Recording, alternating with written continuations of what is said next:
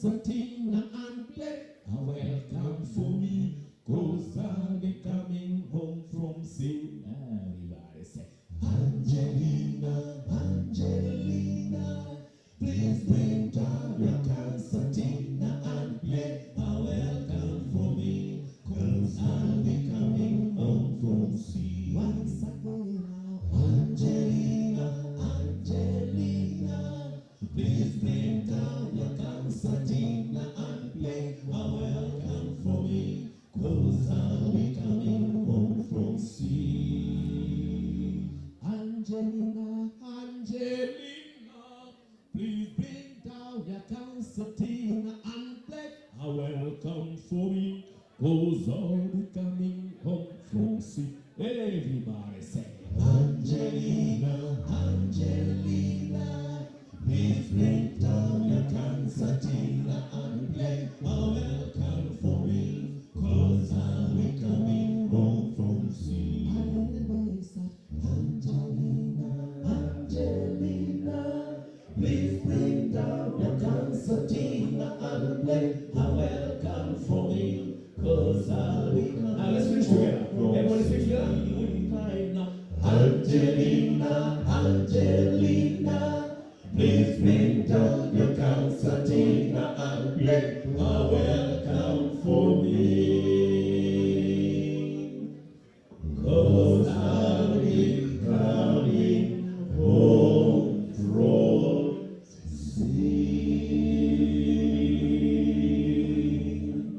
Let us appreciate the band Kayamba Africa.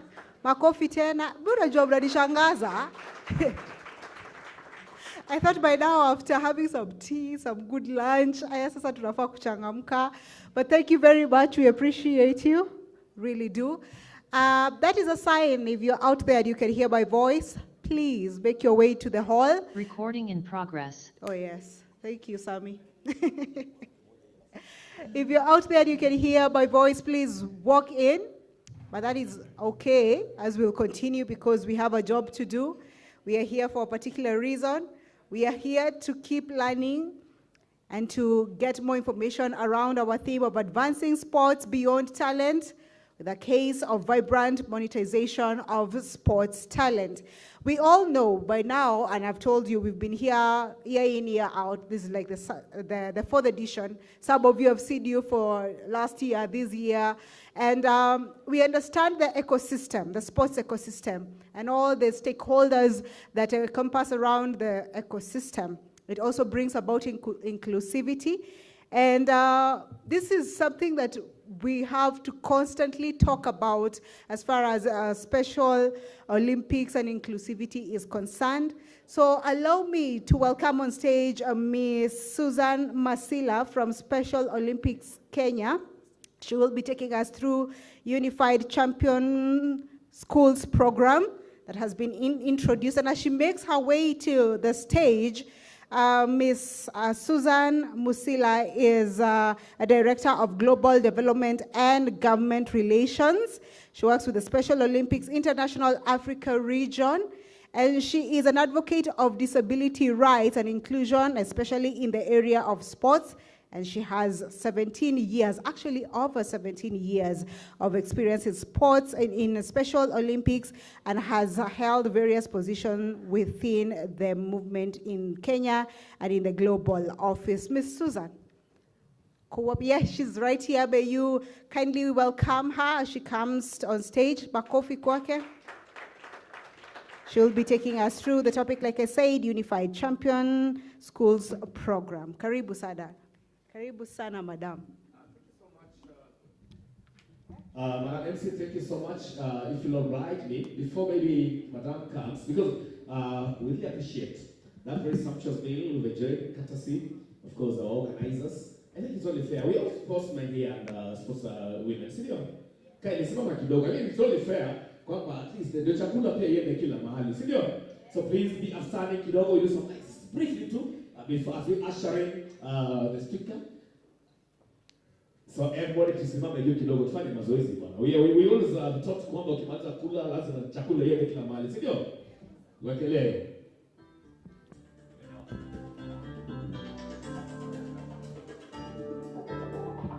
Very simple.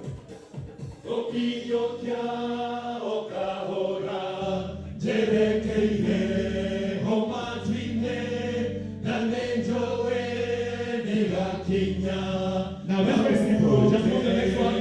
You're right. Next one. Turn it.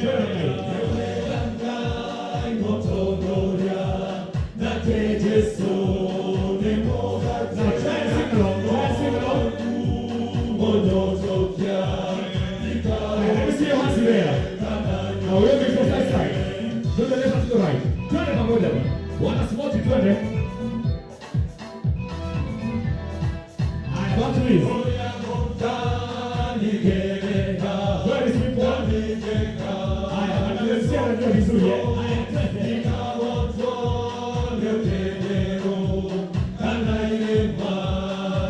Now sing.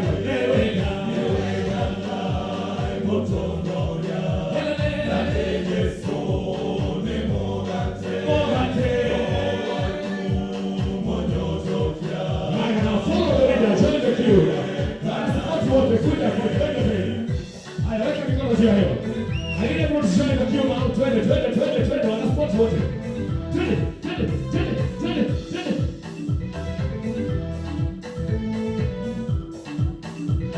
Now, this is good exercise for the body, yeah? Try this. Go to the side. Keep it going. Now to the left. Now take it over. Kama tengeziwa naweza kwani sisi ni nani? Kasongo. Haya, twende go before now.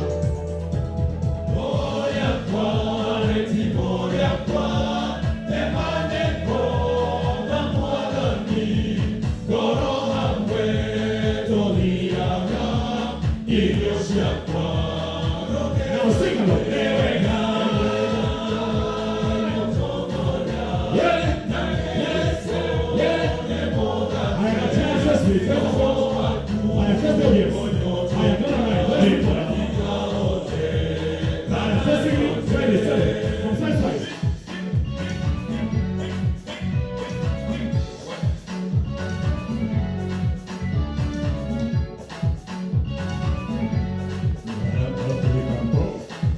Now this is very simple, eh?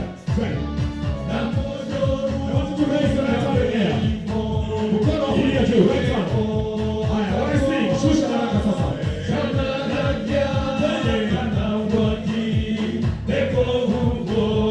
Now sing the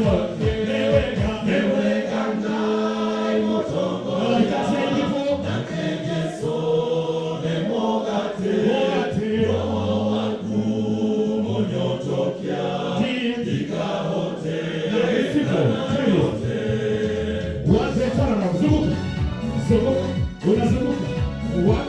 Like I said before. Unazunguka.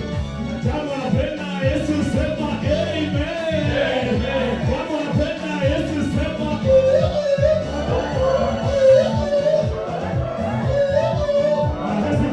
unachukua haraka tu.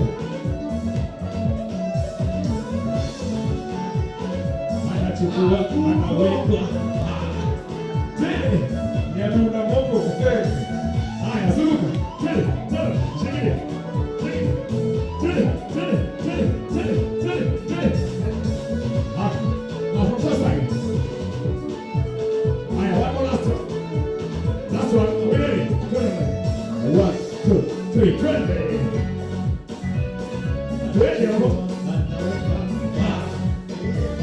Anachukuliwa, anawekwa. One more time, last time. Anachukua, anaweka. Wote kelele ya KAS. Thank you. Thank you, ladies and gentlemen.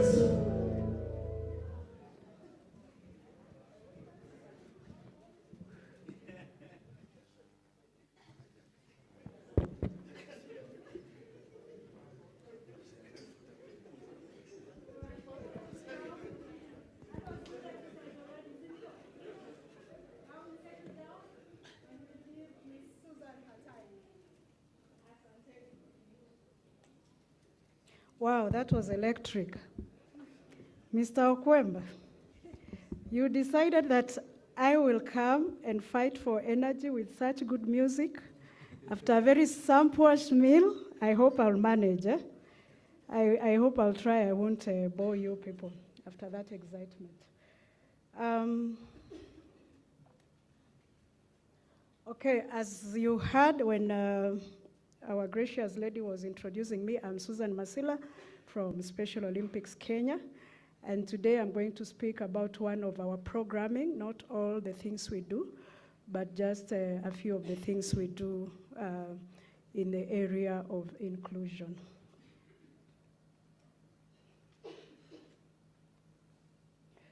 So inclusion is an issue of our time because exclusionary mindsets have brought us to where we are today. When you look at the world today, it's full of isolation, stigma, and shame among millions of people, not just people with disabilities, but among millions of people, and most importantly, people with intellectual disabilities. On the other hand, when social inclusion is a right, sadly, it's out of reach for many, many people in the periphery, and especially those with intellectual disabilities, and that's why we are having this conversation today. So, one may ask why intellectual disabilities? It's been said that and documented that out of the 1 billion in the world that have disabilities, 200 million of them have intellectual disabilities. These are too many people to be marginalized.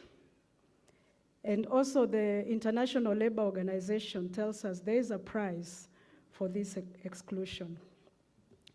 And the price is that wherever societies exclude the population of people with disabilities, they lose 3 to 7% of their GDP, especially in low and middle income countries, and I believe Kenya is one of those countries.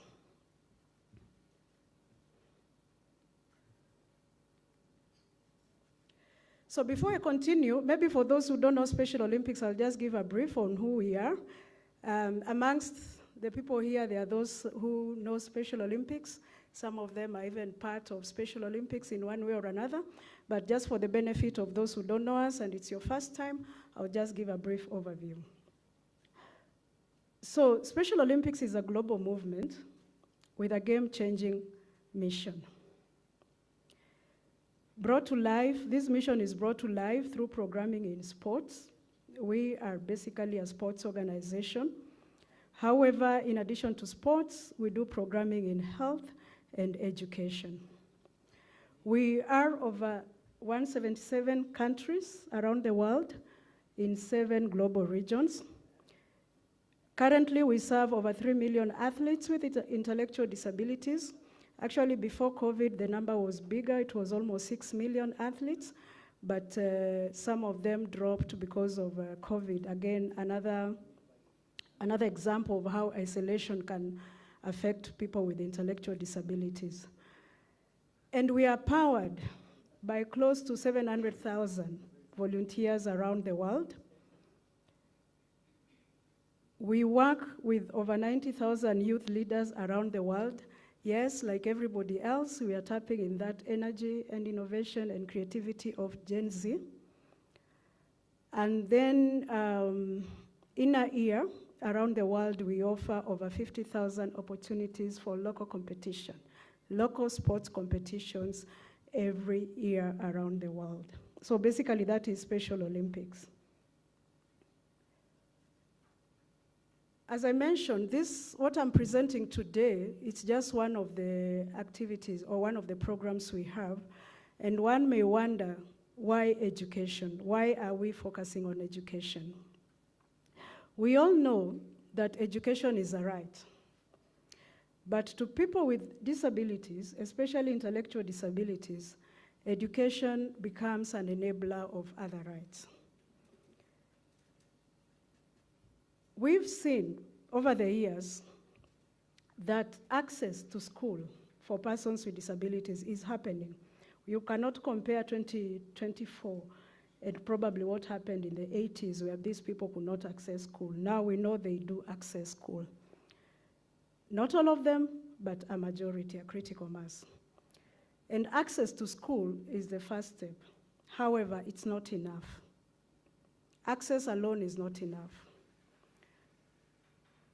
We have a lot of stigma, discrimination, and isolation going on in those schools. And therefore, we do believe access alone cannot be the only agent of ending exclusion and promoting inclusion. For inclusion to happen, schools need effective tools to promote social, emotional, and academic development for all children, not only those with or without disabilities.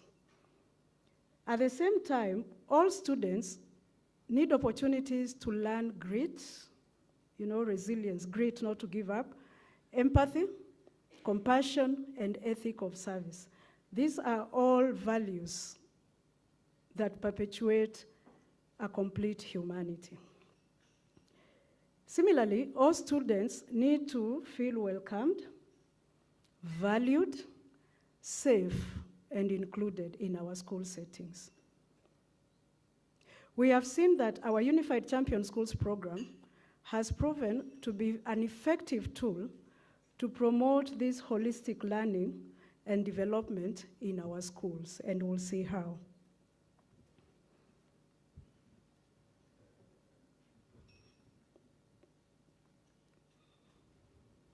Before I go to the program itself, we use this Unified Champion Schools program to drive impact in 3 elements of discrimination. When you look at the way we were brought up, everybody, most of the time our social conditioning has been in such a way that we reject those who look differently from us immediately. We don't even try to understand who they are. As long as they are different from us, they are not worthy of our attention. And because of that, we've become intolerant to differences, and hence, in one way or another, we perpetuate a culture of exclusion. The second impact we assess is inactivity. Studies have consistently demonstrated that because of the exclusion people with intellectual disabilities face, they live very sedentary lifestyles, exposing them to high prevalences of experiencing lifestyle diseases. We all know them. As the MC said, we are all from the sports fraternity. We know what I'm talking about. And then the last one, injustice. When we have discrimination from an individual level, collective individual level discriminations, experiences, lead to systemic and structural discrimination. So it's not only about individuals discriminating against other individuals, but it's also systems that are discriminative, structures that are discriminative. And when the systems and the structures become discriminative, then we beget what we call oppression, because this is a population that is not considered anywhere when there is systemic discrimination.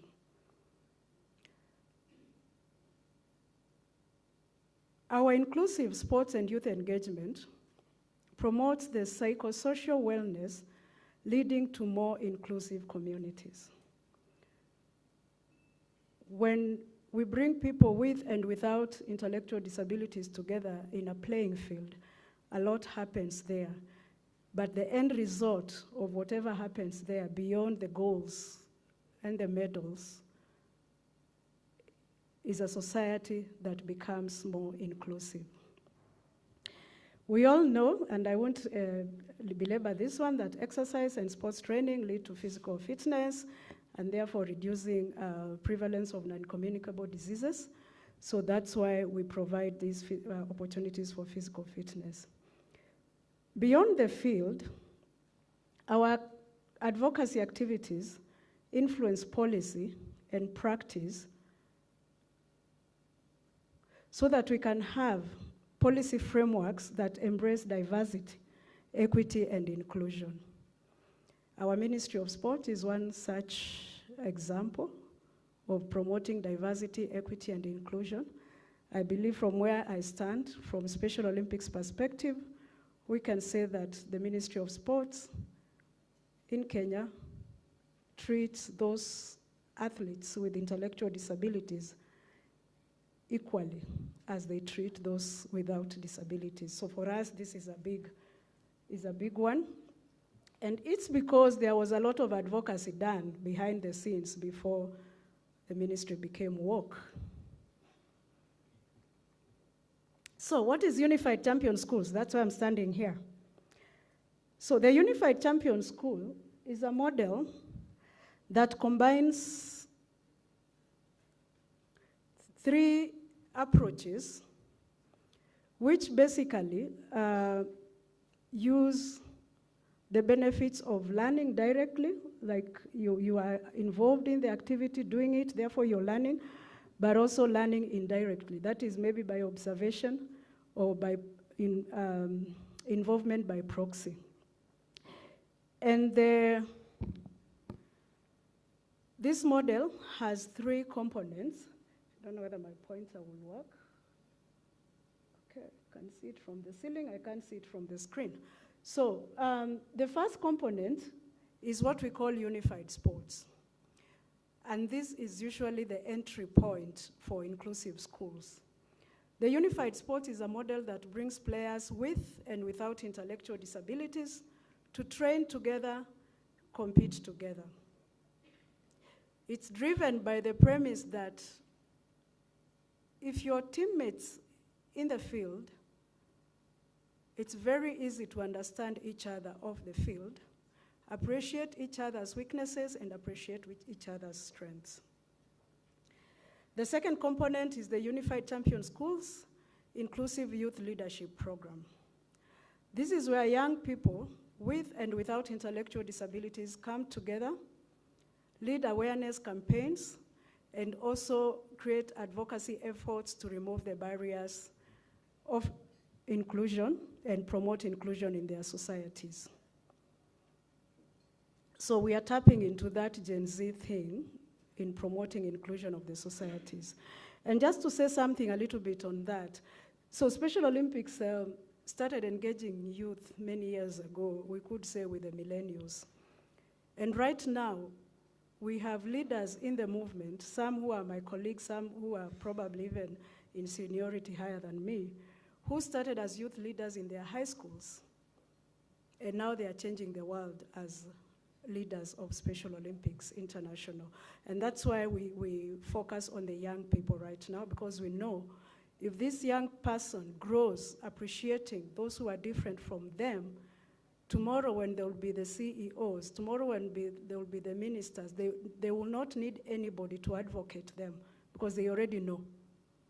And they will make the world more inclusive. The third component is whole school engagement. This is where we engage everybody in the school ecosystem to at least interact with those with intellectual disabilities. For those of us who are teachers, if any of us are, especially in special needs education in this country, you realize that the major model of special needs education in this country is kind of segregatory. Yes, we started with the special schools, which are purely segregated. Then we graduated to the special units. And though these units are within the primary schools, rarely do the students in the special unit interact with those in the mainstream. And this is where we conduct activities of bringing the whole school together so that they can also interact with these populations. Subsequently, when we have these unified champion schools, the schools now end up offering inclusive sports activities, inclusive leadership activities, and other broad inclusive activities, including I've seen some schools graduate from unified sports to unified music. So slowly, they are bringing these populations together. So a little bit of some facts. That was just an overview of the Unified Champion Schools, but there's a lot about it, and you can Google it and you can find it. But I just wanted to share a few of the stats. It's been shown that 43% of children with ID, especially in developing countries like ours, are likely to be out of school. And this is not just a study. I know currently in Kenya, UNICEF is conducting an out-of-school program, and Ministry of Education has actually said that 80% of the children who are out of school, 80% of them have disabilities. So many of them are still not in school. And those who get enrolled to schools are likely not to complete their primary education.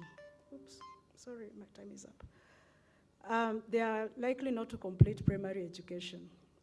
This was even worse with the 844 curriculum. We are hopeful now with CBC that there will be pathways for learners with intellectual disabilities to move from one level of education to another and eventually enter the job market. Studies have also shown us learners with ID are 2 times or 3 times more likely to be bullied in schools. In 2020, there's a situational analysis that was conducted here in the country, and negative attitudes were the biggest barriers to education for children with disabilities. The first barrier is data. And these negative attitudes cause these children to experience a lot of distress in school, and that's why most of them opt to drop. Our global chairman, Dr. Tim Shriver, calls these attitudes of mass destruction, because we are destroying a whole population just because of how we view them, perceive them, and behave towards them. But it's not all doom and gloom. Good news is that our approach of Unified Champion Schools is gaining momentum. We are currently in 30,000 schools in the world, in 148 countries. Here in Kenya, we are in over 200 schools in 23 counties. And what I will mention later, we are working with the Ministry of Sports to see whether we can cascade this program to all primary schools in all the 47 counties. But currently, as we speak, this is just a drop in the ocean. A lot needs to be done by all of us.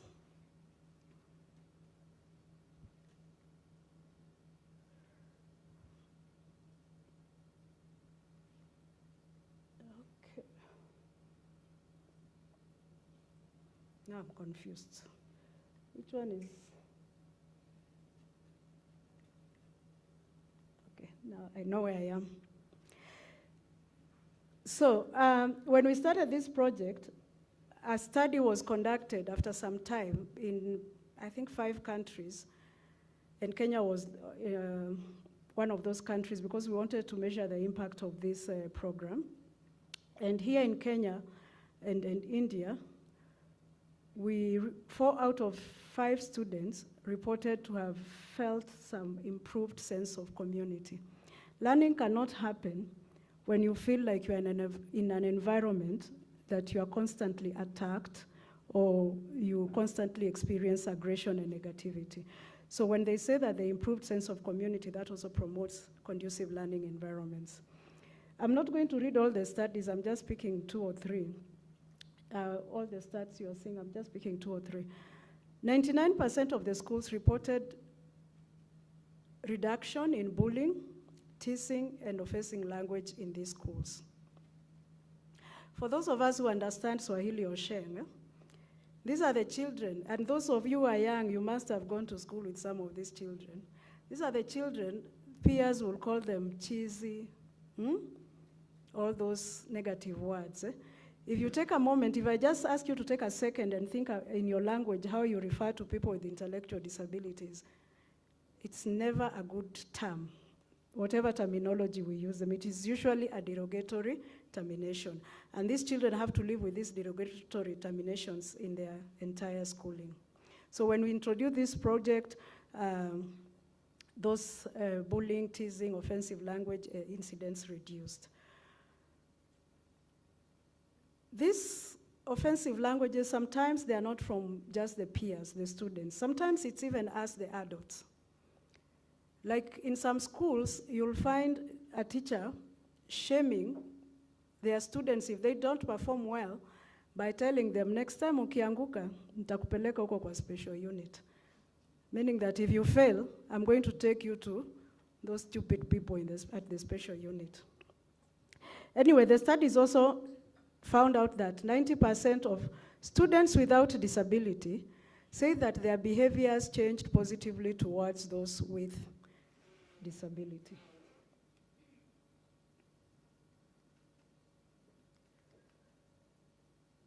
Okay, just continuing a little bit. I don't want to go into a lot of details. The studies are available online. But just to say that in Kenya, when we conducted this study, athletes reported, students with and without intellectual disabilities, they both reported that to have increased their social-emotional skill development. Something changed. And these, especially the socio-emotional skills, are the skills we are calling the skills of the 21st century, having that human piece in you. And in Greece, students reported that they were 9 times more likely to learn something from someone who is different from them. This means that through sports, they were able to see that there's something we can learn from this other population. Now, too much of the studies. Right now, we are looking at how can we make this sustainable, because we've done studies and it has proven it works. For sustainability, Special Olympics International launched a global coalition for inclusion in June 2023 during the Special Olympics Summer World Games in Berlin. For those who are not familiar, Special Olympics, just like Olympics, have their World Games every 4 years, summer and winter, and we just concluded our Summer Games in Berlin last year. And during these games, governments, foundations, the UN system, and key stakeholders came together and decided to sign a coalition for inclusion. This coalition targets to reach out to more people with intellectual disabilities through this program in our schools and in our communities. During this signing ceremony, Africa was represented at least by 5 countries. I think there was Angola, Seychelles, Ghana, Kenya, and I think in South Africa. Kenya was not left behind, they were in the table. So the picture you're seeing here in the photo is the signing ceremony at Seychelles, in the Republic of Seychelles. The lady in the far left, she is the Minister of Sports in Seychelles. So we are driving this inclusion mostly with ministries of sports, because we know sports has the universal power of bringing people together. We know that sports breaks barriers. We are a sporting nation, so we already know. I don't know whether sports is also used for peace. We know Tekla Rorupe, what she's doing. But I don't know whether you know the story of when Didier Drogba was playing for Chelsea. He ended civil war in his country just by using football. And that's why we are not going directly to the Ministry of Education, because this is not pedagogical. There are no designs, there are no, all those things teachers do. This is just very simple. Put them in the field and the world will change. So Kenya is also in that list, as you've seen it. And currently we are working with the Ministry of Sports to roll this out in the 47 counties. And we are very optimistic that the ministry will support this project and walk the talk, not just by giving us the technical support, but also by funding it. And we are hoping it will be rolled out before the end of the year. The discussions are within the minister's office. So thank you very much for giving me these 15 minutes or more to share this message of inclusion. A lot of Special Olympics, you can find it in the website. I don't need to go into there. And I'm available for any questions. Thank you.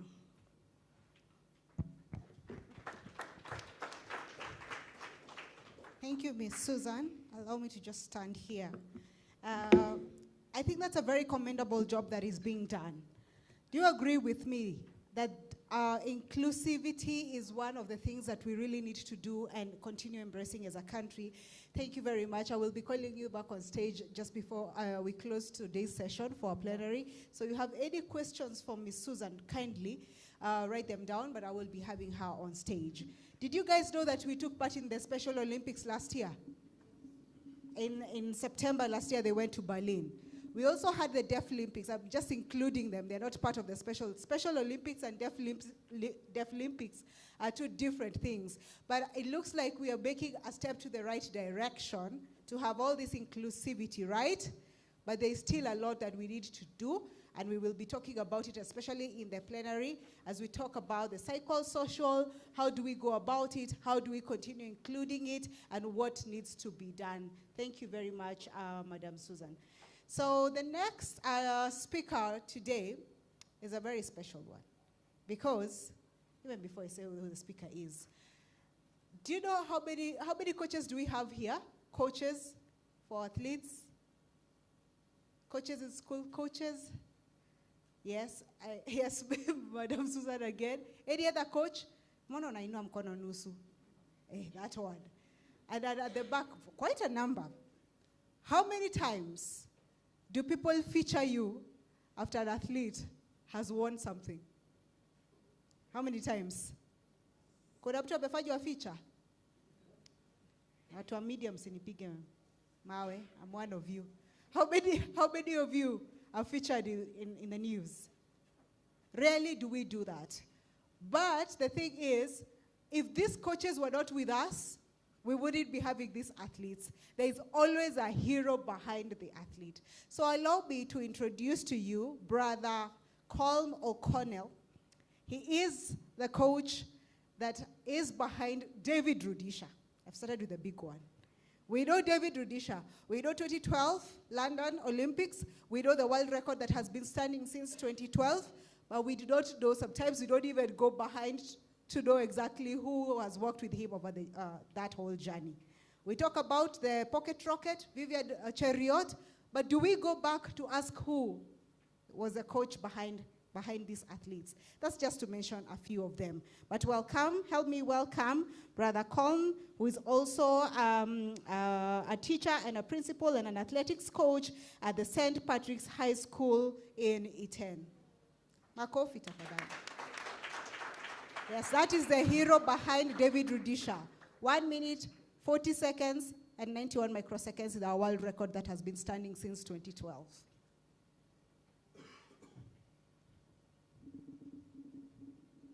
He will be taking us through the topic, Sustainable Talent Development. Welcome. Good afternoon. Much of what I was about to say has been already covered in the various talks in the morning. And you often find that at conferences that people have fairly similar thinking and similar approaches to the issues to be addressed. And that is a good sign, because people are coming together and being of one mind. So I will only touch on a few areas that from my own experience, I will share with you what coaching and training of young people has meant to me. I'm by no means a very technical coach, which very often is not a requirement when you're training young people. Young people need more of a mentor and a motivator than actually a person who knows all the technicalities of the sport. And that would be, I could include myself in that category. I came to St. Patrick's High School in 1976, 48 years ago, and I never left. I'm still there. I just kept working with the young athletes that were available in 2 schools. St. Patrick, I was very lucky to land on my feet, so to speak. St. Patrick's High School in Iten and Singori Girls, our neighboring school. 2 very well-known schools now for the sport of athletics. And before I came to St. Patrick's, I was a football coach. Strange as it may seem. But once I came to St. Patrick's, I took up the sport and the coaching of athletics. And I've been very honored down through the years to be associated with so many Kenyan stars in the world of athletics. And that is an honor and very humbling for me, because it is something I had never dreamed of in my younger days, or even when I came as a regular teacher to St. Patrick's, Iten. And later on, I became the principal, but I'm still associated with the sports and with the program. As you probably know, Elgeyo-Marakwet County is the home of champions. That's what it's known as. In fact, when you enter the town of Iten, there is a big sign over the town saying home of champions. And you could say maybe, and I often joke a little bit, if Iten is the home of champions, then St. Patrick's is the kitchen, really where athletes are nourished right from the beginning. Maybe I start with one particular area of experience. When I arrived in Kenya, there were very few girl athletes, just a scattering here and there, because there were many taboos attached to women participating in sports in the 1970s, with the result that girls shied away from participating in sports. But I approached a neighboring school called Singori and was given the opportunity to coach the girls, because there is no reason, if the boys can run and be successful, the girls can be successful. The genes are the same. But there were social issues which the girls had to face. And I saw that maybe through athletics and through sport, certain barriers could be broken down. And thus I had the opportunity to coach in the girls' school. And because of that, gradually, the idea of girl runners began to take root, like all activities do at the beginning. In fact, it's not alone in Kenya, but even on other parts of the world where girls did not participate, for example, in long races. For those of you who have good memories, we did not have the first Olympic women's marathon until 1984 in Los Angeles. Now, it's a common occurrence for the girls to run marathon and run it very successfully. So, in that sense, it was something that took time to develop. So, any activity that you undertake, like we had the jump rope earlier, it takes time. You have to break down mental and physical barriers if you want to achieve a high level of performance. I also saw sports as giving opportunities to young people, not just opportunities to represent our country or even to run and win races, but also to travel, to gain an education, and to also, of course, even become role models for other people. So sport opens up doors, and breaks down barriers, as I just said. Not all athletes or young athletes become elite athletes. So we need to remember that sport is much wider than the competitive or elite aspects of it. It opens up doors for young people. People who are good at sport can get employment from sport, they can travel from sport, they can further their education through sport. And we know ourselves that quite a number of Kenyan athletes, young people who perform well academically as well in their schools, go on to become or get track scholarships to the United States. So we have quite a few athletes in the US that have become very successful academically. In fact, I know of a few who passed through my own particular group. They are professors in universities in the United States. So sport is really an opportunity and an opening up for young people. Some people might consider in sports, and it's already been mentioned, that there could be, some people see it as conflicting with academics. St. Patrick's C10, as you probably know, became rather well known, not just for athletics, but for a variety of sports. Basketball, hockey, volleyball, tennis, and I would consider sports and academics to be complementary. In fact, very often students who do well in sports also do well academically. One helps the other. There are aspects of sports that can help you to perform well in class and get good results academically.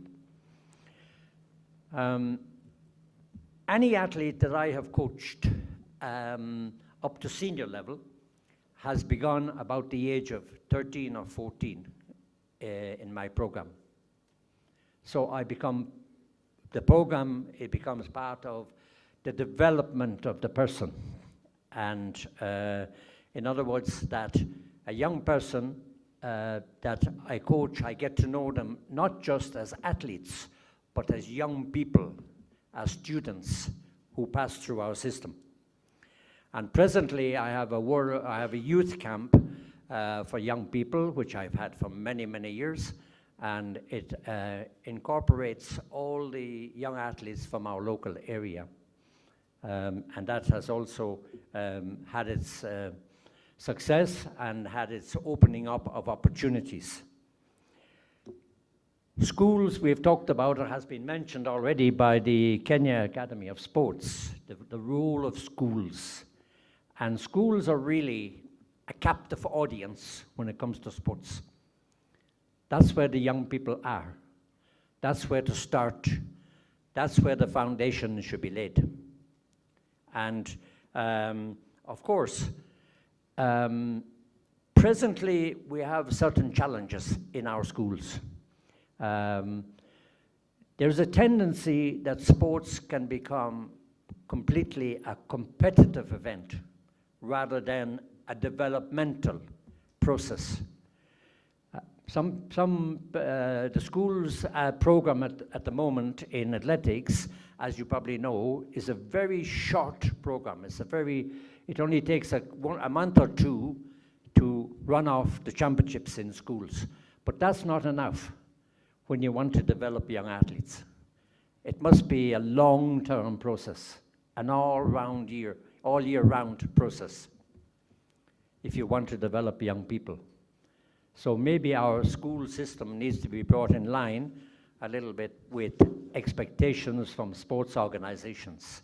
I can't really speak for other sports, but certainly that is the case in athletics.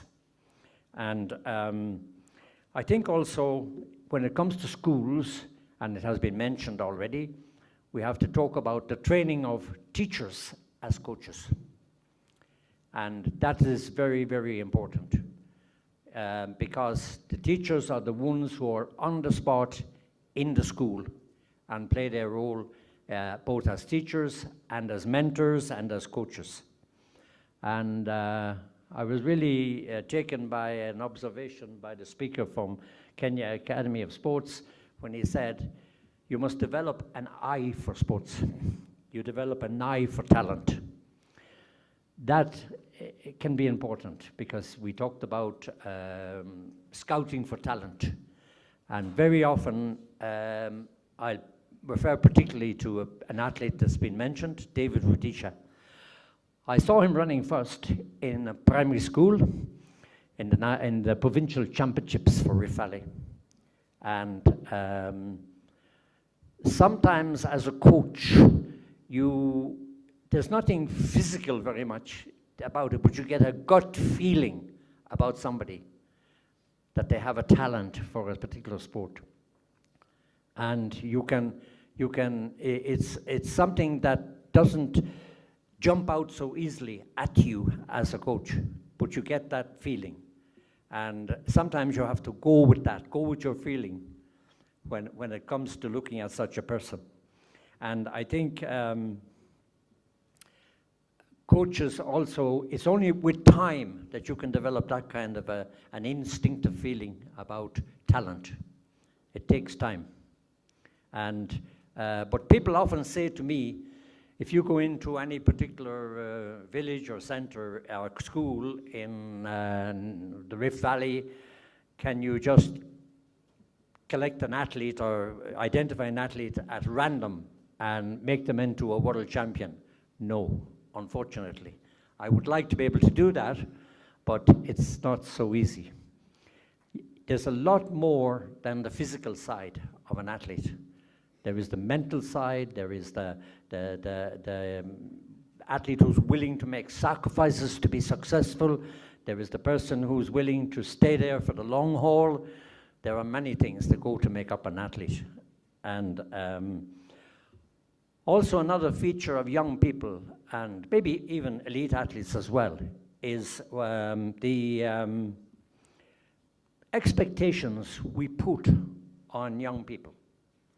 Sometimes we really have high expectations of an athlete. And an athlete or a sports person being able to handle pressure, being able to handle what the goals you have set for them. And that can be a big challenge as well. You can imagine a Kenyan athlete in an Olympic final standing on the starting line. The expectations going through their mind. Expectations from themselves, first of all, your community, your coach, your country, even the world of athletics. Not all athletes can handle that expectation. So that's an area that you have to be, as a coach, be very sensitive to. And I know that myself from experience, from the athletes I've had in Olympic finals, how they're able to handle it. And some athletes you've seen underperform when it comes to major competitions because of them just not able to handle these expectations. That's where a little bit of the holistic approach, which has already been mentioned. According to my own reading of the situation, an athletic talent, or indeed any sports talent, is only part of a person's life. It is not everything about the person. Therefore, you must see that talent in the context of the person's life, in their behavior, their lifestyles, their thinking, their psychology. It's only part of it. And that, to me, is where the holistic approach comes in. Because if you don't, if you isolate just an athletic talent and develop that only, you'll get what might be described as a lopsided person.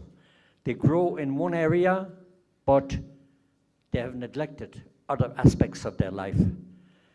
That can impact on their performance when it comes to competition. it can also impact on them when they are finished or retire from the sport, which means that very often when athletes retire, and maybe other sports people as well, you can be left in a vacuum. Your life has completely changed. One time you were a center of attraction. One time you were popular. You were somebody who was very much in the media. And then, fairly suddenly, you're nobody. You're not recognized even.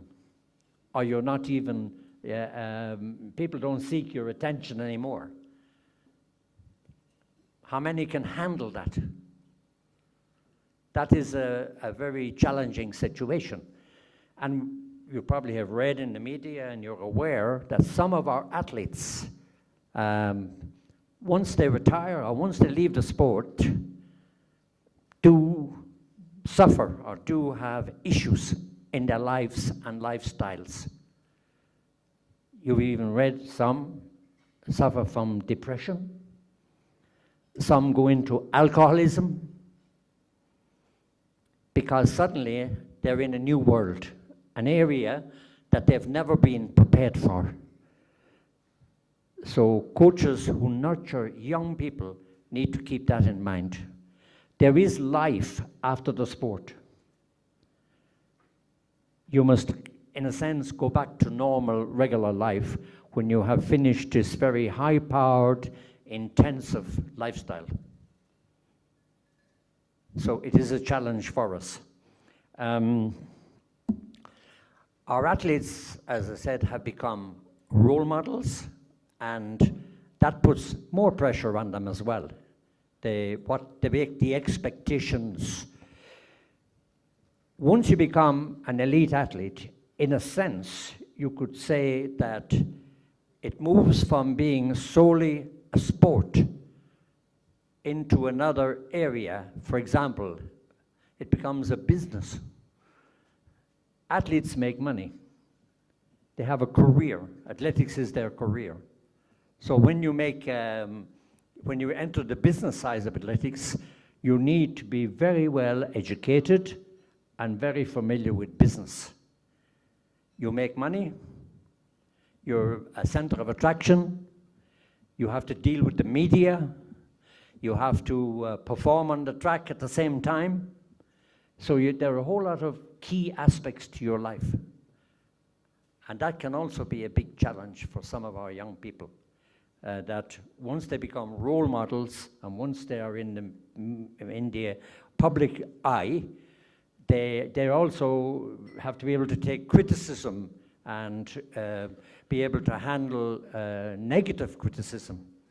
Because when you lose a race, you are going to be challenged and you are going to be, negative things can be written about you. One of the advices I give to an athlete who is entering the elite ranks is, while you're still a young athlete, decide who the important people are in your life. Your parents, your coach, your teacher, or a mentor. And these are the people who helped to nurture you. These are the people you trust. These are the people who knew you before you became famous. These are the people who mean something to you. Don't forget those people around you. These are the people that really matter. Once you become successful, there is another circle of people will impinge on your life. The media, you become an attraction to the media. The public, organizers of competitions. These are important, but you have to remember still who are the real important people in your life. And these are the people who you need to keep close to you and to seek advice from. And these are people who will even criticize you positively when you're successful. Many of the friends you make as a successful athlete, they praise you, They acknowledge you, and they're hoping that you become a friend of theirs.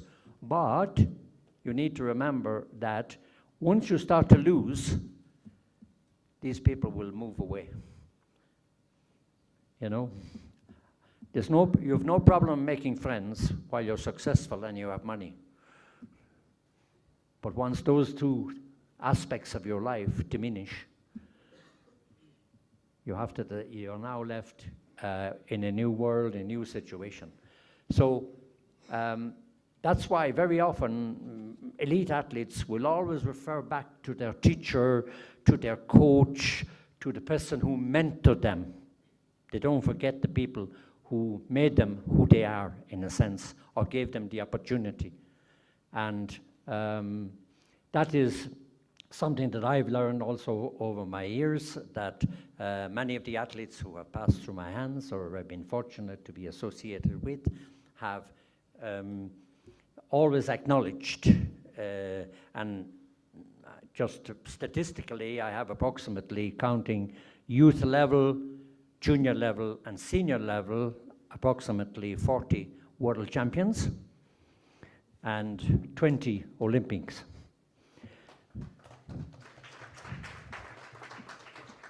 So in a sense, I can honestly say most of what I learned about coaching and about athletics came from my athletes. I learned from them. At the beginning, I said I was not a trained athletics coach. So I had to become a good listener. I had to become a good observer to learn the sport. And these are the people who taught me how to coach. In a sense, the best coaches are your players or your athletes, because you must make the connection with them. You must, sport is a great connection, a great connecting element with young people. That if you want to make a connection with young people, I found that you have something that they're passionate about. If they're passionate about sports, then you have a connecting point. And once you have made the connection, you can play a role, a positive role in their lives and in their development. And that's how it has been for me throughout the years and for my experience as a coach. And as I said, I'm very proud of Kenya. It is now my country. I'm very proud of Kenya's achievements. And as we know, sports is one of the shining lights of Kenya. When you move around the world and you mention Kenya, sports ranks very highly as one of its shining lights. And I'm happy to have been part of that. I'm happy to have played a role in that. And I'm very humbled to have been able to do that. So I thank the Kenya Academy of Sports for giving me the opportunity and for inviting me to share my story with you. And I have also learned a lot. When you cease to learn, you cease to coach. When you cease to learn, you cease to teach. So I'd like to thank you very, very much for your attention, and I look forward to a few more years of coaching in Kenya, and thank you very, very much. Thank you.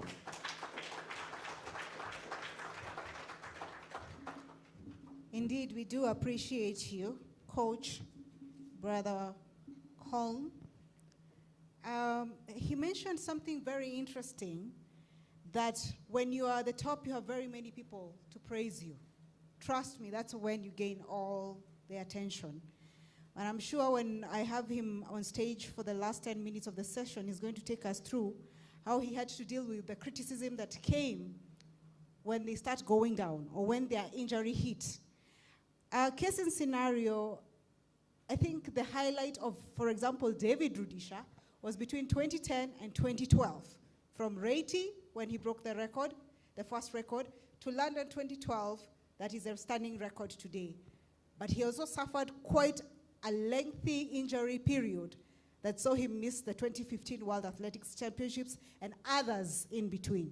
How did we deal with that criticism as part of sustainability of the talent development? Yeah, so I'm sure we will deal with that when we get to the plenary and any other question that we have from the audience. The last speaker of today, nikisema last najua, that one has already yawned. Kubwa sana, si tumetoka lunch. Anyway, the last session today, Mr. John Okwam, I don't know, you'll guide me through as we take through the Talanta Hela Sports Program from the Kenya Academy of Sports. Are we still going to do it today or do we go to the plenary? Tusabehe watu leo? Okay, sawa sawa. So I'm going to request Brother Colm to come back on stage, and then we'll have Ms. Susan so that we can do our last plenary, and then we can take a break and we resume tomorrow. Sorry. In the same spirit, if my entertainers, the Kayamba Africa group, if you're close by, please start getting into the hall.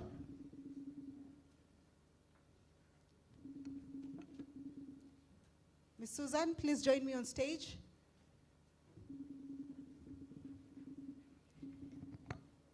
Guys, do you have some questions for me before I ask what I have?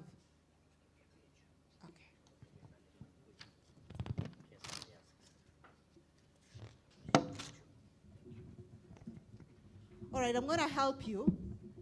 If you have any question, let me know. We will do the first, for every person, every speaker, we will do at least 2 questions. And as we ask the questions, kindly let us be aware of time. Get straight to the point. Ms. Susan, it was a very interesting topic that you gave us today. Here is a microphone. In regards to inclusivity, and there's one particular point you talked about, psychosocial training, that is very important as far as inclusivity is concerned for these athletes or these students that are included in your program. Now, how do we protect the mindset of these athletes to support inclusion? We didn't give enough time to go deeply into that, but it is my interest to understand exactly how do you do this. Last year, the last Olympics, Tokyo 2020, which happened in 2021, was the first that we had a psychosocial training session for the athletes that were going to Tokyo. Now, these are able athletes. How about these that are already special athletes? How then do we protect their mindset to be able to incorporate them into the program? Okay, thank you for the question. It's very valid. We have different ways we develop their mindset. And maybe I can start from what our brother has talked about, developing the whole person before you see the sports. So, and this brings us back to our philosophy. We do have philosophies and principles. Like any coach, you know, a coach has their own philosophy, yeah? Coaching philosophy. And the philosophy behind Special Olympics is summarized by our athletes' oath that says, let me win, but if I cannot win, let me be brave in the attempt. So that makes our sporting environment very conducive because it's not winning at all cost. Medals become, you know, like an added value. So when they're in the field, they are operating in an environment where they know there's no pressure to win. If I win, it's fine. But if I don't win, the attempt is enough. That reduces the pressure because most of the athletes struggle with the pressure of winning. Secondly, as I mentioned, we have health programming. And one of the disciplines we do in our health programming is mental wellness, which we call Strong Minds. So this is engaging with the mental health care providers, psychiatrists, psychologists, teachers to help, you know, protect the mind, but also educate to, you know, to have resilience, grit, and all that. So we do it through the sports itself, through the philosophy, but also through the mental wellness program. Additionally, we train our coaches. And The coach, as you said, is the most important person for that athlete. So our coaches are also trained in such a way that they don't break the person, but build the person. Yeah. All right, very interesting. You have to learn how to build and not break the person. And that really connects to what Brother Colm, let me have this microphone. If we can have an extra one, I will highly appreciate. Do we? Thank you. Talking about how to make and not break the athlete. And actually now that, we share that not just in Special Olympics, but also in our normal kind of activities. And that's the question I wanted to ask. How do we deal with the criticism? Because it affects them more mentally before it affects them physically. I saw it with David Rudisha. He's a great athlete. He is what we look up to. He's a world record holder and a champion. But at some point, he really dipped in his career. What was your role as his coach, and how did you fight the criticism? Yeah, as I said, I also said about expectations. Yeah. You know, we all have expectations of our athletes, particularly when they reach an elite level. So you have to be able to, as a coach, I talked about the people being close to you. They're the important people in your life. Sometimes it's not easy, but sometimes you have to learn to shut out the others on the periphery. You know, what's said about you in the media, what's said about you in the public, or somebody shouts something on the street, you know, when you start to lose or you're not performing up to expectations. So it is a big challenge for a person to be able to just shut that out of their mind and listen to and pay attention to the people that matter in your life, because they have your interest at heart. So those are the people that matter. And another thing you have to learn, and it maybe comes in as well, is failure. How do you handle failure? You know, it's easy to handle success. Everybody loves winning and getting medals and setting records. But what happens when they lose?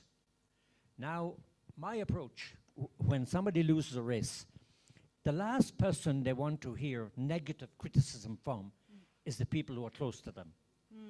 You don't, if you run up to somebody when they finish a race on the track and said, you made a mess out of that, you know, you did poorly there, you made mistakes, you're the last person that person wants to hear being told like that. So normally what I do is I give them some time to think over it themselves and to analyze it themselves. Let them come to that conclusion in their saner moment, not immediately after finishing a race, because they're already disappointed. There's already enough issues in their head and in their heart about what they did wrong. Maybe they know already, but so you must give them that space to come around to failure, to come around to the fact that they haven't performed as well. I'll mention an example. For those of you who follow athletics, in 2009, David Rudisha represented the country for the first time at senior level. He had won the Kenyan trials in Nyayo Stadium, and he went to Berlin to the World Championships with fairly high expectations. When you're a Kenyan winner in the middle distance, you carry expectations. And he even had expectations of himself, but he was a very young man, 20, 21. So he went to Berlin, and he said, at least I'll be in the final, and at least I have a good chance of winning a medal. He was beaten in the semi-final. And the media rained on him. Yeah. The media rained on, exactly, you know, and that was the scenario. When he came back to Iten to continue with his, we had to do, it was actually a couple of months after, I sat down with him, and we went through it in a fairly logical, calm atmosphere, and you start getting doubts about yourself. Am I good enough? Should I have been there? Is athletics for me? Have I the wrong coach? Even I started to doubt myself as a coach. You know, am I the right person? So we sat down, we analyzed, and we changed tactics, we changed training, we changed the approach, and we kind of gave a new impetus to what he was doing. That was 2009. In 2010, He won the Africa Championships at Nyayo Stadium Yes. in an outstanding time. And I sat with him in the warm down track afterwards, and I said, your shape looks good, everything. Exactly 3 weeks to the day, he went back to Berlin to the same track Yeah. where he had made the mistakes and disappointed himself, and he broke the world record. Yeah. So he went back into the lion's den, in a sense, where he had been defeated. So you have to be, but I take it very gentle, Okay. because you're a young person, you're very sensitive, your expectations are high, so you must be careful. That's what I said about being close to the person and nurturing the person, because Rudisha was in my particular group since he was about 14. So I knew him very well, and you must know your athlete. So it's more about a mixture of coaching and also emotional intelligence when you're dealing with these athletes, right? Yes. All right. Now that connects me to, let me have this kindly, what is very much needed when dealing with, when you were talking about the whole school engagement, you talked about the segregation that they go through and the bullying that they go through.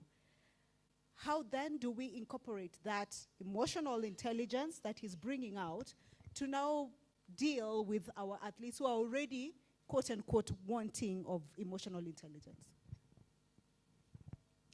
I think everybody requires that. It's not just people with disabilities to start with, though they go through more depressive environments because of stigma. So what we do, we don't put them in a class like this to teach. It's what we call experiential learning. So when we start with the unified sports, as I said, when you're a teammate, you're equal with your partner, whether you have a disability or not. You have to work together, you have a common goal. So when in the midst of working together in the field and having a common goal, the other person is learning about the other person. True. So that brings the spirit of sportsmanship. And now, everybody now, if it was you and I don't know you, you don't know me, I have my own biases, you have your own biases. So when we play together, I begin to see another person. So my biases go down, you see? And the same also to you. And that is how we start building their socio-emotional wellness, by creating awareness about themselves, about who they are, and mostly they are very young at that level. So as they play together, they start appreciating each other, and therefore their socio-emotional intelligence goes up. For example, if you're in a team, you don't abuse your opponent, or not your opponent, even your opponent, but if you're in a team, you cannot start quarreling your teammate because they missed the goal or, they goofed. You actually encourage the way we are being told. You first of all encourage, and then you deal with the mistakes later. That is how we start building the social-emotional intelligence. All right. Using sports. All right. Thank you very much. I think my last question before I open it up to the audience is, you mentioned that when you started coaching in 1976, 76, simpigia makofi, 76. Most of us weren't born. We're actually learning the history, and we appreciate what you've done for the country. And you mentioned that when you were starting, the girls were not popular. It had to come in with a change of mindset for the society, for the parents, for the entire ecosystem, in a place that you could see so much talent, but it wasn't given the chance. Fast forward to today, most of the medals in the Olympics, all the World Athletics Championships, or the teams that qualify for other team sports like Balkia Strikers, the rugby girls that we saw yesterday go all the way to the finals of the repechage, the women have taken it up. And I'm not pulling a gender card here. I'm just saying, Where did we drop the ball? What happened as far as sustainability of talent development is concerned with the boy child? Yeah, I think girls are very resilient. Yeah, Let me tell you, thank and when they Thank get you. opportunities, maybe when we talked earlier about we were talking about David Vidisha in a different context. Every athlete is different, and I'm sure in her case as well. Everybody is different. There's no one size fits all, you know, in terms even of approach. That's why you have to know your people individually, you know, because you use one approach. You can use a tougher approach for somebody else. You have to use a soft approach for somebody else. It depends a little bit on the individual that you're dealing with. And I talked about David Vidisha. I also coached a girl called Sally Barsosio. Yeah. Sally was a battle axe. Sally, you could say anything to her, and you could kind of challenge her very much. She was a tough. I found the ladies very tough, that you could be much more direct with them. Now Many I'm people picking think my the coffee opposite. up. Where are the women in the room? Yeah. And in fact, I think I've a lot more successful women than men in my group down through the years. So the men and the women, as I said, are more resilient. The men, I think, yes, for schools in more recent years have not played their part in the nurturing of talent, particularly athletics. The schools. Yes. I think schools need to pull up their socks in terms of what they can do for the sports and for laying the foundation. And I think in the case of, and of course David Vidisha, as you probably know, is a Maasai. He did not come from the running area in a sense. I also concentrate on expanding the sport out beyond the conventional area where sports is nurtured. And I think for boys, I think and it has happened, I think, in general. It's not just sports. I mean, we concentrated so much on the girl child. We emphasize so much of making sure that girls are not left behind when it comes to education, not just only sports, but even all activities, that perhaps there was a neglect of the boys, because it was often considered, the boys can make it on their own, you know, somehow they can manage. But I think it has had an impact, and last year's World Championships, for those of you in the athletic field, we had the World Championships in Budapest. We had no gold medal from our men. Yeah. The 3 gold medals came from our women. So it is a concern. It is a concern, and maybe now that we are dealing with academies and talent development, tapping of talent and nurturing, it's a challenge to us. It's a challenge to the entire ecosystem. What then do we improve? Where did we drop the ball? And what should we do moving forward to make sure that they are both at par, the boys and the girls moving forward? I'm going to open it up to the audience now. Any person with a question for Brother Colm?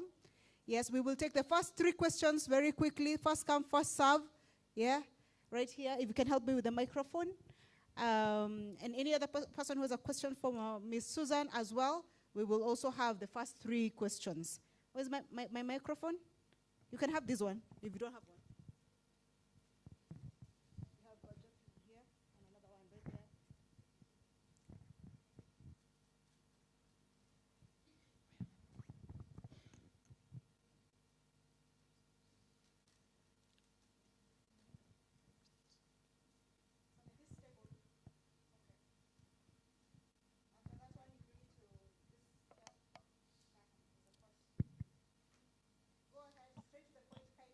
Okay, thank you. Straight to the question. Given the challenges, working with a community that has experienced conflicts and where the majority of residents are not highly educated, what strategy would you recommend to foster effective collaboration and build trust within this community? Yes. Yes.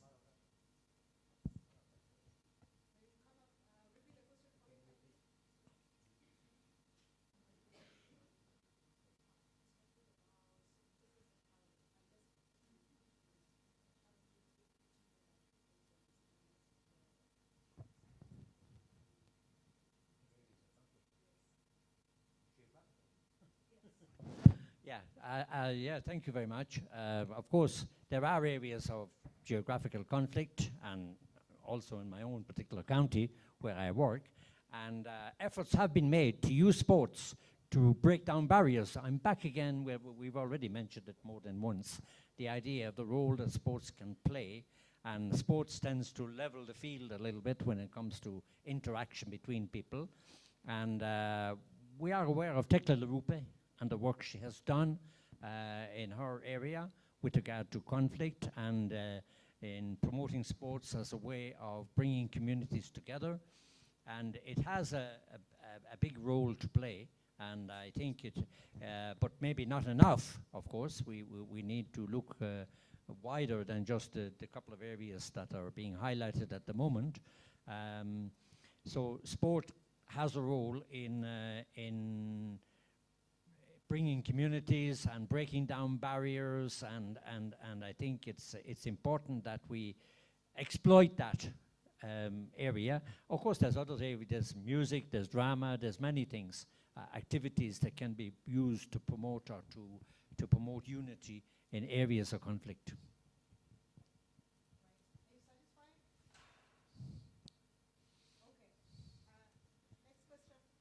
Okay, thank you. Should I ask for both or just him first? We can break them. Okay, the first question is for the coach. I'm Dr. Peter Gutwa from KIS University. I live in Eldoret. I work in KIS University. For a long time, I've seen many athletes having challenges in terms of coaching. And based on your experience for so many years, how can we help these athletes even get coaches who can even give pro bono to this particular athletes so that we can be able to nurture their talent? Because there are so many who have the talent, but they are not guided well. Another question for the ministry. You've talked about intellectual disability. We have so many cases of these issues, but how do we have policies and legislations which the Kenyan government has implemented to promote the inclusion of children and adults with intellectual disability in sports? Another question is, what's the sustainability of this aspect of intellectual disability? Which framework do we have in place to ensure that there's sustainability of all the interventions that we have initiated? Thank you.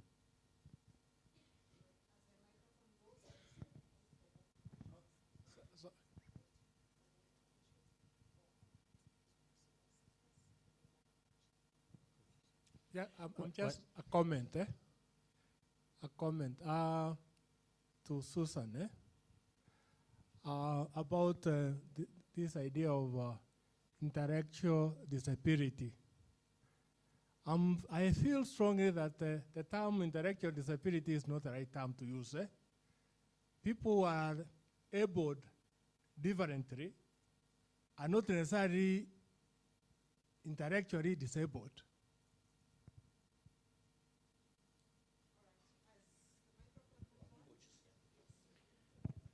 Well, I think this forum is there partly to address that issue, you know, in terms of highlighting some of the challenges and some of the issues we have, not just in athletics, but I mean across the board in terms, and we've already spoken about the important role that teachers play in schools with regard to coaching of athletics. And I think we need to have more teachers. And remember also, I think, from my own experience, that when we talk about a teacher being trained, it's not just training in the technical side of coaching, you know, that you know about programs and you know about tactics and you know about exercise work. That's the technical side. A coach also needs to be a more holistic person. They have to understand the emotions of the athlete, the handling of pressure, the difficulties, the challenges they see, handling of failure and difficulties. You know, so training a coach is not just sole giving information. You know, you can be very knowledgeable as a coach, but yet you're just not connecting with the athlete. Yeah, and that can be a challenge. So our teachers we need many, many more teachers to come on board. I'm stressing particularly teachers because, as I said, schools are captive places. That's where the kids are. So the best opportunity you have to have an audience for your coaching is in school. So I think we need a lot more. Of course, also, in recent years, as we all know, our education system has expanded so much. You know, schools have come up in so many places. Student population has increased dramatically over the last number of years, with the result that we have more and more kids and more opportunities to identify talent, because they are there. They're available to us. But of course, we need people on the ground who can do that. And I think because of that, I think we do need to really put in place, certainly in athletics, a lot more training programs for coaches. For myself personally, I started from zero. At that time, there were no courses. There was no opportunity to train. So as I mentioned, I had to learn by observation. I had to learn through trial and error. And most of what I learned was from the athletes themselves. If you become a good observer and a good learner, and you have an ear to listen, you can learn a lot about the sport. And in fact, many of the things I learned in those early years are still with me in my coaching, because I learned to be watchful, to be observant, to have an eye for talent. Thank you very much. I think in a nutshell, he says, Daktari, the teachers, please take it up. We have so much surplus. We don't know where the coaches will come from. Challenge ourselves as teachers in our schools to take it up, observe, and learn how to be a coach. Maybe you'll bring out the next David Rudisha later in future. Madam Susan. Thank you. Thank you, Daktari, for your questions and for the other participants. So I'll start with Daktari. When we talk about policies, first of all, allow me to correct you. I'm not from the ministry. I'm from Special Olympics. But I can speak because Kenya happens to be one of the most advanced nations in Africa when it comes to disability inclusion and policy frameworks. If we just go back, it starts from our constitution. The constitution, the Bill of Rights, gives each citizen of this country equal rights, whether you have a disability or not. But having said that, different sectors have developed their own policies. In 2003, even before I go to the sectors, in 2003, we had our first Disability Act. It's still there. It's very old. I think right now it's under review, because when you look at that act right now, it was mainly focusing on structural accessibility. And these things do come when the people in power sometimes have to experience it, either through their families or through their own individual experiences. For example, the 2003 Disability Act, which the disability movement had fought for many years, was passed very quickly and enacted very quickly, because we had a president who was sworn in on a wheelchair. Right that time, he also became an individual with disability, and therefore there was need to fast track that. That's just an example. When we go to sectors, Ministry of Education has a sector policy for learners and trainees with with all disabilities. And actually in that policy, they've also helped us define the categories of disabilities, just to ensure no child is left behind, because if you know the disability, then the child can be attended effectively. Recently, through the Ministry of Education, again, we did have the first ever physical education and sport policy in this country, which is also very inclusive and has a whole chapter dedicated for disability sports and children with disabilities. In sports, the Sports Act doesn't have like a different policy for disabilities. But I like the Sports Act because it's a very, very good example on disability mainstreaming. They did not need to spend money to sit somewhere to come up with a separate policy for disabilities. But the Act recognizes all the disability federations in this country as long as they are compliant with the Ministry of Education, Ministry of Sports. And that has made it very easy for Ministry of Sports to practice equity and equality because they have guidelines. So at least we have policies, but some need to be revised, some need to be reviewed, some need to be expanded because science every day tells us something about disabilities, but we are not without policies in many, many of the sectors. Now, when I go to sustainability, there are two things that inform the sustainability framework. Number one is the practices. For us, the end goal would be to remove all the barriers to a point that the world will never need organizations like Special Olympics. It's a pipe dream, but that is the end goal. So how can we make this sustainable? Is to educate the people to remove the barriers. Right now, if you allow me just a second to expound on something, when the disability movement started in Kenya, and probably globally, in Kenya it started in the 40s, with the 1940s with the Christian and religious organizations. It was what we would call the charity model. You know, like these people, that's why the term handicap came from. Like we are just giving them something. They used to sit with a cup and you just drop something, the way sometimes we do in town here. We moved from the charity model, we came to what they call, there's a medical model. The medical model says you, individual with intellectual or any form of disability, you are the problem, we will fix you. So we provide wheelchairs, we do this, provide this, because we are trying to fix that individual. But now we've moved from those two models. We have very effective models. If followed, we can attain long-term sustainability. And one is the social model, where the problem is, the individual is not the problem is the environment. So we need to remove the barriers. If we remove the barriers, these individuals will live their life like you and I. The other one is the human rights model. The moment we realize that this person has a right just like any other person, then all these other, we think of them when we are planning. We don't think of them after we have planned.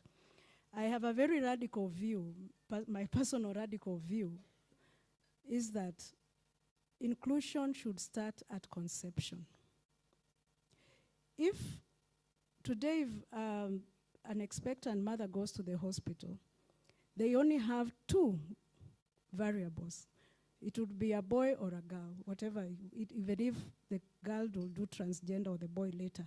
But at birth, that baby is mostly a boy or a girl, and we have very few incidences of intersex. So if we add into that box of gender that it could be a child with or without a disability, then the mother would be ready, the system will be ready, the environment will be ready, the society will be ready to accommodate that child.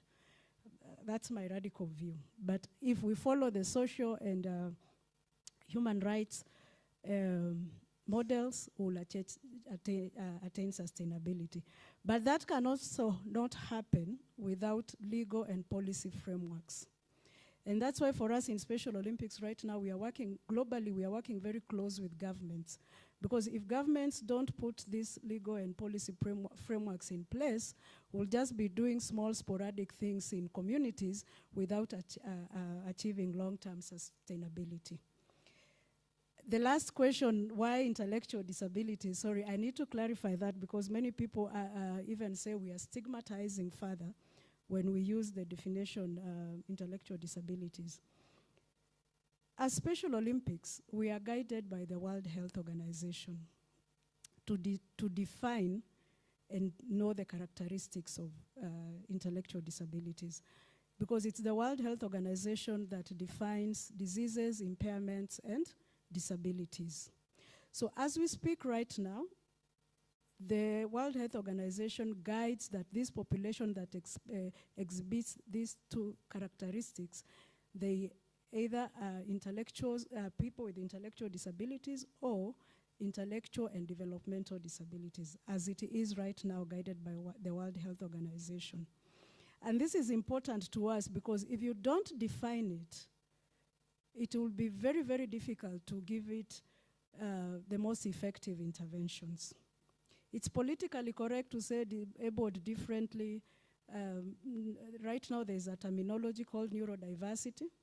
We are not using that terminology yet because it has not been described and defined scientifically, but it's a terminology that is acceptable. The challenge is if we go with these terminologies and they are not defined very well and characteristics scientifically defined, then we can lump people together. And that's why we have, for now, we have to abide with the WHO. It used to be mental retardation, now is intellectual disabilities. If WHO says able differently, we'll go there. Thank you very much for that clarification. We had questions from this side. Just one from Ms. Grace Mitambo, and then do we have any from this side? Ama tufunge tuendelee kesho. Tuongee maneno ya pesa kesho. There's one, and then we'll close with that gentleman at the very back, the very end there. All right, Grace. Thank you so much for that opportunity to ask this question.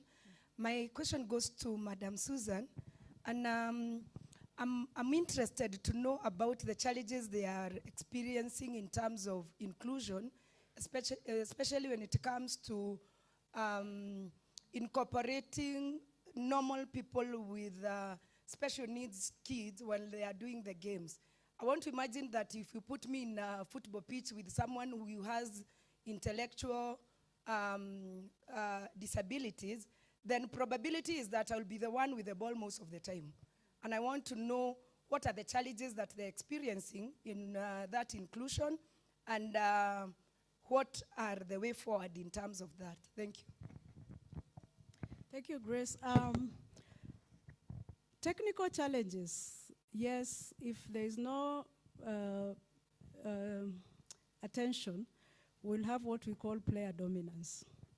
So we do have the unified sports has a recreational part which has no rules, player development which is basically skill development and has no rules so much, but the competitive model has rules.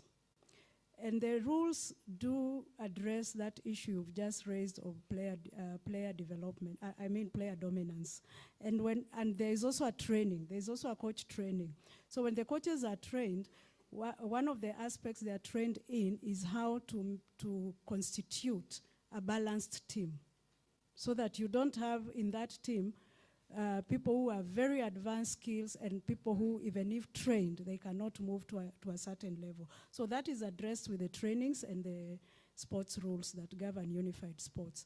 In terms of social inclusion, as I said, is the stigma and discrimination, but what we are doing is to celebrate these people, to show their ability levels. We don't show the disability, we show what they can do. And if you follow Special Olympics, you'll see that when we came from Berlin, we had all this media attention. The idea is to give hope to those who don't know, and then also to show what these people can do and make it attractive for the players without disability to join. And as we speak, there are so many players that are joining voluntarily. They want to come and play with those with intellectual disabilities. And there are so many benefits. I can be here the whole day sharing those benefits. But how we break the social barriers is to create awareness, to celebrate the wins, create the awareness of what they can, and then the others now feel attracted like they want to come. And as going back to what we've been told, the coach is usually at the core of all this. All right, thank you very much. The last question, Grace, you're good? Thank you very much. Last question? Yes, good evening, everyone. Be audible enough, yes, we can't hear you here. My name is Nick Mwangi.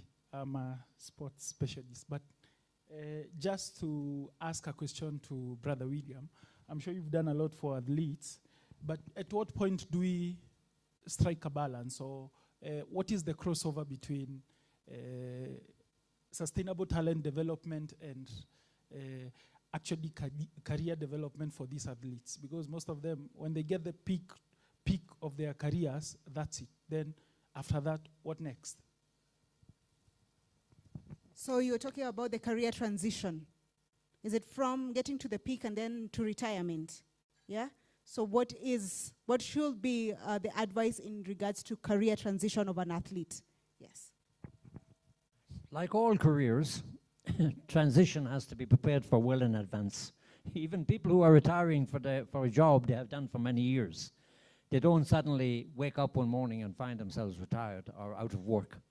They have to prepare long before that, mentally and physically and even lifestyle. You have to be ready for it. Therefore, that is an issue you must address with your athlete while they're still at their peak, while they're still at their top. It's not something that will come suddenly at the, when they decide. Even sometimes you get an injury that can finish your career. So it's a continuous process. It's not just something you decide maybe that year that athlete has only another couple of years to perform at the top, so I start getting ready. It's something that you must start well in advance so that the transition is not so traumatic. It's not so life-changing in a sense. Now, some of our athletes would like to continue with an association with the sport even after retirement.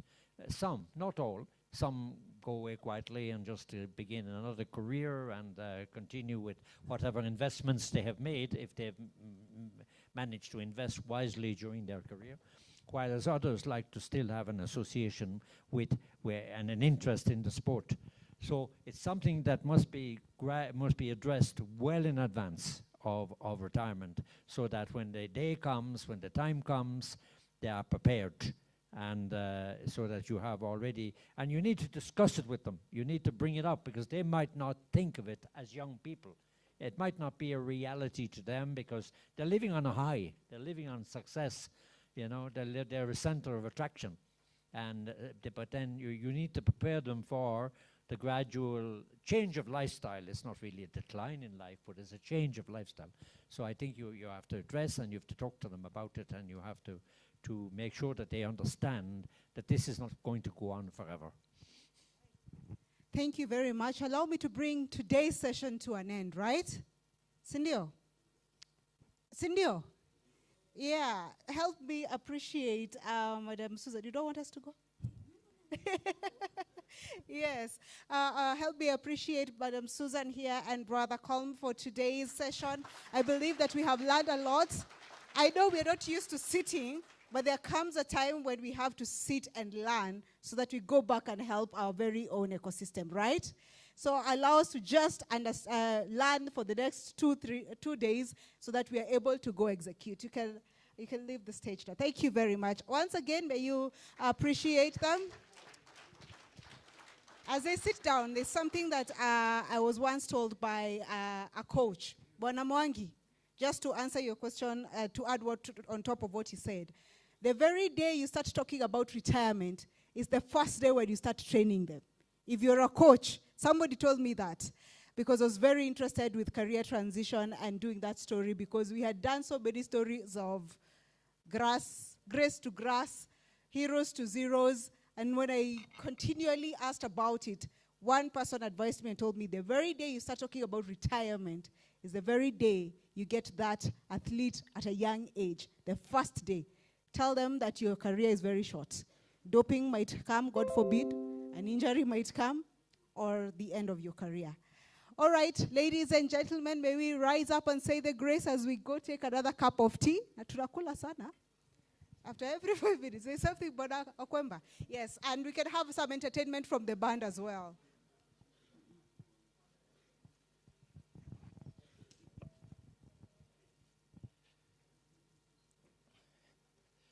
Good evening. Just before you stand, we just have a few announcements to make. I think the first announcements, we want to urge people to come early tomorrow. Try to come early. The second announcement, I think there's a challenge of coming from town. I hear many people really had issues from coming from town. Gari gani inakujanga upande? Kiambu. Kiambu, then you alight where? The junction there. Then you walk. Yes. It's around 200 meters. Yes. So you take a vehicle for Kiambu. Kiambu is 100? Number 50. Not the money. Which number of the vehicle? Is it 100? Number 100. Nani wanatoka Kiambu? Number 100. Gari number 100, alight at the junction there, then you can just walk. Are we together? So tomorrow, kindly make sure that we come as early as possible. Another announcement, tomorrow we shall have a breakaway. That breakaway, we shall advise you what time it will be. The breakaway room is just the next room, where there are people who have presented papers, and they will be defending those papers in the next room. There are a few people we have identified as reviewers. I think the reviewers, we are meeting immediately after this, so that we can see how we can plan that session. We wouldn't wish that session to interfere with this session. So we would really wish that the two sessions go on simultaneously without interruptions. So I think those who are supposed to present your papers, most of you are here. Make sure also we get the paper early in advance, so that the reviewers can also have a view of the paper. After we have reviewed, I think the reviewers are going to give us instructions on what you are going to do immediately after you have presented your papers. Another announcement, and those people from the Kenya Academy of Sports, after taking your tea, we have a short meeting before we release you. So those people from Kenya Academy of Sports, I know all of you are from the Kenya Academy of Sports, am I right? But those ones who are from there, they are the ones I'm talking about. So we remain just for a few minutes, we communicate something, we arrange ourselves for tomorrow, then we will release you. Anything else we are forgetting? Any announcements? We also have exhibitions in the other room. There are good shoes there, very safe for walking, and very nice t-shirts. There are also balls. There are other sports equipments. There are also people who, if you want to make major purchases of sports equipment, you can ask them and they'll give you direction. So we have an exhibition space just behind this entrance. Is it an entrance? Well, you see, it's adjacent to where we had the demonstrations. So we have around several exhibitors there. So make sure you have a walk there and you find out what you can pick from those exhibition desks. I think I'm through. I can get back to you. Thank you, Mr. Okwemba. So tomorrow, please, 8 a.m. That's what our program tells us. Tukiwa watano, tutaanza nao watano. Tukiwa watatu, where 2 or 3 are gathered, the Lord is there. And with that, let us rise, say the grace, and then, as we prepare to go take some tea, chakula ijaisha, we can dance a little, take a sub-round, one more, people stretch, and then we can have our tea, then we can leave at our own pleasure, and see you tomorrow at 8 a.m. Let us all rise for the grace. Tafadhali, let us all rise to say the grace. May the grace of our Lord Jesus Christ and the love of God and the fellowship of the Holy Spirit be with us now and forevermore. Amen. See you tomorrow. You're welcome.